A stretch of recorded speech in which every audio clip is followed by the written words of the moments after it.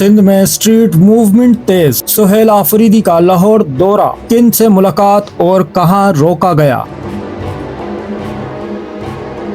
सिंध से लाहौर तक सियासत एक बार फिर सड़कों पर आ चुकी है। एक तरफ सिंध में तहरीक इंसाफ की स्ट्रीट मूवमेंट ने रफ्तार पकड़ ली है, तो दूसरी जानिब लाहौर में वजीर आला खैबर पख्तूनख्वा सुहेल आफरीदी को अहम शख्सियात से मिलने से रोक दिया गया। कराची के डिस्ट्रिक्ट ईस्ट में तहरीक इंसाफ के सूबाई सदर हलीम आदिल शेख सड़कों पर निकल आए। पार्टी ओहदेदारों के हमरा बाजार बाजार पम्फलेट तकसीम किए गए। शहरियों को बराह रास्त स्ट्रीट मूवमेंट में शामिल होने की दावत दी गई।